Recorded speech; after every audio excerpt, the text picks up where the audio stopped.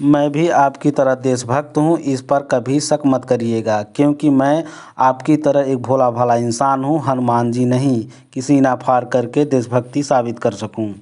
तो हेलो दोस्तों, मैं हूँ विनोद और आपका मेरे चैनल में स्वागत है।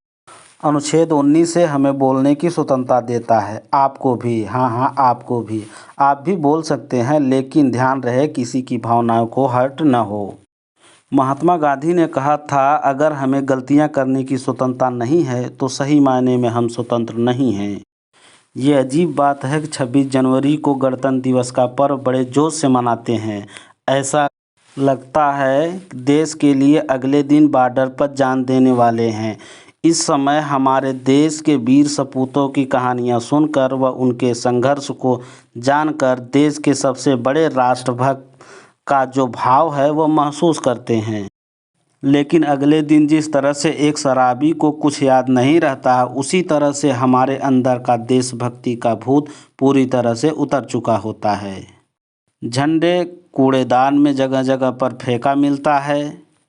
लोग देख करके इस तरह से इग्नोर कर देते हैं जैसे किसी प्रेमिका का एक्स बॉयफ्रेंड अचानक सड़क पर मिल जाने पर कर देती है।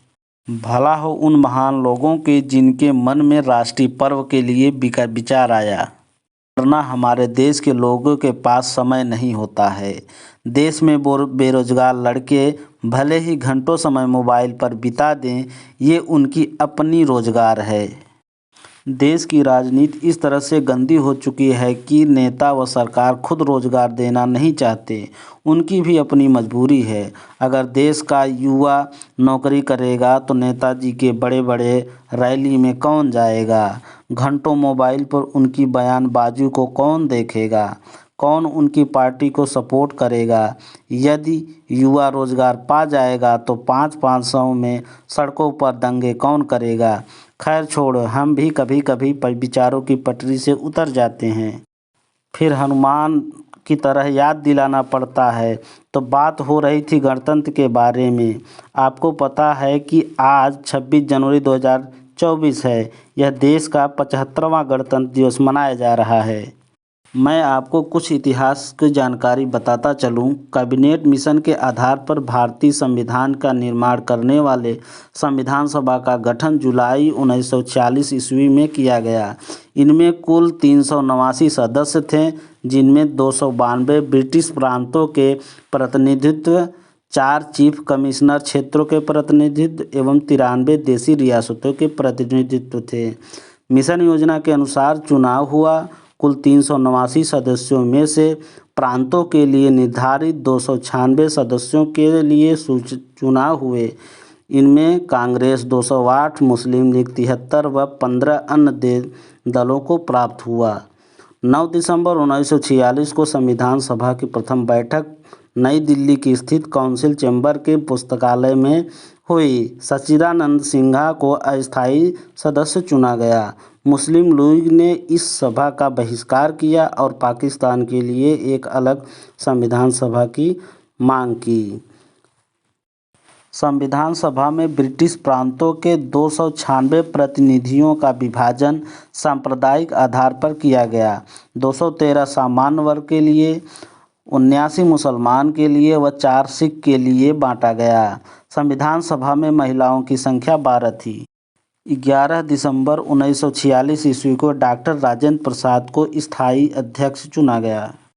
लंबी प्रक्रिया के बाद 3 जून 1947 ईस्वी की योजना के अनुसार बंटवारा हो जाने पर भारतीय संविधान सभा की कुल सदस्य संख्या 324 नियत की गई। संविधान निर्माण प्रक्रिया में कुल 2 वर्ष 11 माह 18 दिन लगे। संविधान के प्रारूप पर कुल 114 दिन बहस हुई। संविधान निर्माण में 63,96,729 रुपये लगे।